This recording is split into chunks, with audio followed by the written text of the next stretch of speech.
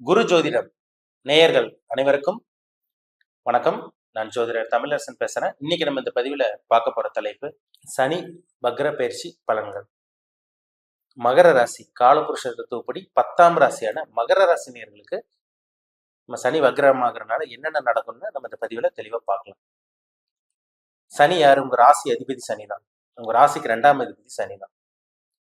இப்போ பாத சனியில் இருக்கீங்க. மகர ராசி நேயர்கள் 7.5 சனியோட கடைசி பகுதி பாத சனின்னு சொல்லுவாங்க. பாத சனியில் இருக்கீங்க. உங்க ராசிக்கு 2ஆம் இடத்துல சனி குடும்பம் தனம் வாக்குஸ்தானத்தை சஞ்சரிச்சுட்டு இருக்காங்க. வர்ற ஜூன் மாதம் 29ஆம் தேதி சனி வக்ரம் ஆவார். ஜூன் மாதம் 29ஆம் தேதி ஆரம்பிச்சு நவம்பர் மாதம் 15ஆம் தேதி வரைக்கும் கிட்டத்தட்ட 139 நாட்கள் 139 நாட்கள் சனி வக்ர நிலையில் தான் இருப்பார். சனி மெதுவான கிரகம். சனி ஒரு மெதுவான கிரகம், மந்தமான கிரகம், ஒரு ஸ்லோவான கிரகம். ஒரு ராசில இருந்து இன்னொரு ராசிக்கு டிராவல் பண்றதுக்கே பாருங்க 2.5 வருஷம் டைம் எடுத்துக்குவார். 2.5 வருஷம் ஆகும். மெதுவா நகருவார் சனி. சந்திரன் வேகமா நகருவார். ஒரு ராசில இருந்து இன்னொரு ராசிக்கு சந்திரன் டிராவல் பண்றதுக்கு 2.25 நாள் தான் ஆகும். 2.25 நாளே சந்திரன் குயிக்கா டிராவல் பண்ணிடுவார். ஆனா சனி ரொம்ப ஸ்லோவா டிராவல் பண்ணுவாரு. ஒரு ராசில இருந்து இன்னொரு ராசிக்கு போறதுக்கு 2.5 வருஷம் டைம் எடுத்துக்குவார். குருவும் வருட கிரகங்கள் தான். குரு வருட கிரகங்கள், குரு ராவுக்கு இதெல்லாம் வருட கிரகங்கள். குரு ஒரு ராசில இருந்து இன்னொரு ராசிக்கு போறதுக்கு 1 வருஷம் டைம் எடுத்துக்குவார். ராவுக்கு 1.5 வருஷம் டைம் எடுத்துக்கும். அப்ப சனி தான் இருக்கிறது லேட்டான கிரகம். லேட்டா டிராவல் பண்ணுவார். ஒரு ராசில இருந்து இன்னொரு ராசிக்கு போறதுக்கு ரொம்ப லேட் ஆகும். 2.5 வருஷம் ஆகும். நவகிரகங்களே முக்கியமான கிரகம் சனி. ஏன்னு கேட்டீங்கன்னா சஞ்சித கர்மம், பிராப்த கர்மம், கிரியமான கர்மம், 3 கர்மாவை செயல்படுத்தக்கூடிய கிரகம் சனிதான்.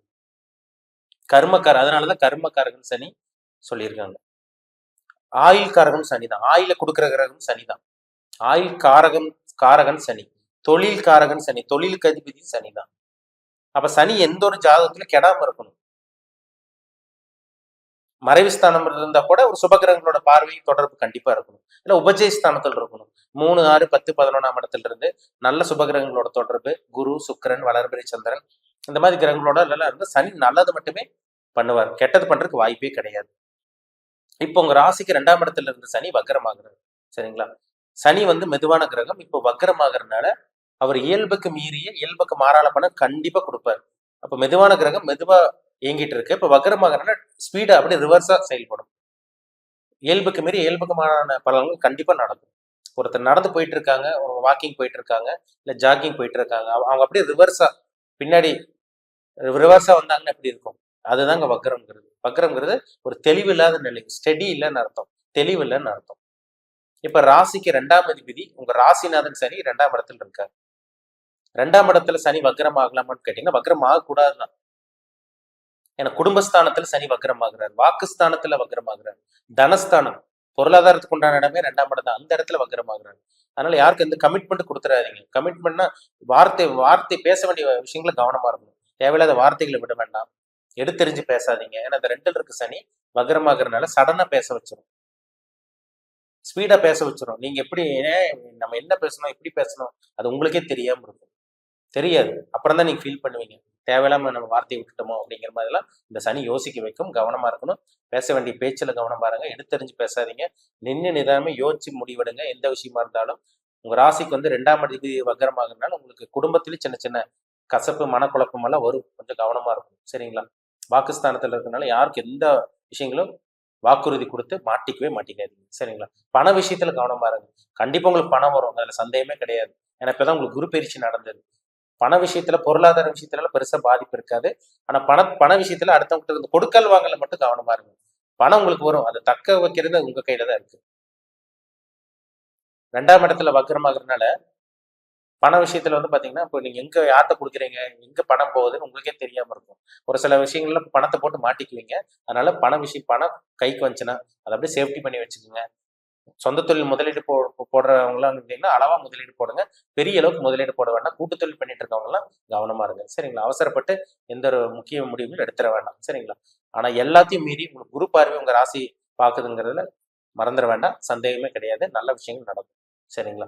ஏன்னா ராசியை பாக்குற குரு என்ன பண்ணுவாருன்னா ஒரு தெளிவு கொடுத்துருவாரு உங்களுக்கு. இப்ப ராசி குரு பார்க்காம இருந்து சனி வக்கரமாச்சுன்னா நீங்களே குழப்பவதியா இருப்பீங்க. மனக்குழப்பம், தைரியம் இல்லாம இருக்கும். ஒரு எடுத்தெறிஞ்சு பேசிடுவீங்க. அவசர புத்தி இருக்கும். தேவையில்லாம அடுத்தவங்களை எடுத்தெறிஞ்சு பேசுறது, பிடிவாத குணம் இதெல்லாமே சனி வக்ரமா இருந்தால் கண்டிப்பா கொடுக்கும்.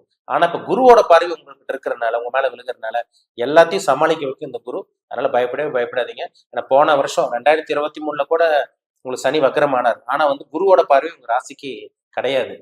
அப்ப கூட தடுமாறுனீங்க. 2023 பயங்கரமா பிரச்சனையில இருந்தீங்க. குடும்ப பிரச்சனை, பணப்பிரச்சனை, மன நிம்மதி கிடையாது, தூக்கம் இல்லாம நிறைய மகர ராசினியர்கள் இருந்தீங்க. கடன் அதிகமா இருந்தது. உங்களால சமாளிக்க முடியல.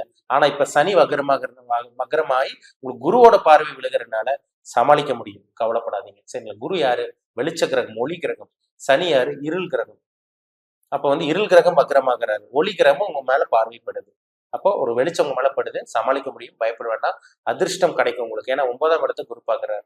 அதிர்ஷ்டம் கிடைக்குங்க. வெளியூர் பிரயாணம், வெளிமாநில பிரயாணம், படிக்கிறதுக்காக வெளிநாடு போறது, இல்ல வேலை விஷயமா வெளிநாடு போறது, வெளியூர் போறது, இதெல்லாம் நல்லபடியா நடக்கும். வெளியூர் போலாம், மற்ற பிரயாணங்கள் தடை கிடையாது. ஏன்னா 9ல இருந்து தடை பண்ணி வச்சிருப்பாரு. இப்போ உங்களுக்கு குரு பார்வை இருக்கனால பிரயாணங்களுக்கு தடையே கிடையாது. லாபங்கள் கிடைக்கும், பணம் வரும். இந்த பணத்தை தக்க வைக்கிறது உங்க கையில தான் இருக்கு. பண விஷயத்துல கவனமா இருங்க. கொடுக்கல் வாங்கல் விஷயத்துல ரொம்ப ரொம்ப கவனமா இருங்க. லாபங்கள் கிடைக்கும். ஏன்னா 11ஆம் இடத்தை குரு பார்க்கிறாரு. இதெல்லாம் உங்களுக்கு பாசிட்டிவ் தான். அதெல்லாம் உங்களுக்கு எந்த குறையும் கிடையாது. உங்க ராசி குரு பார்க்கறது ஒரு நல்ல ஒரு அமைப்பு.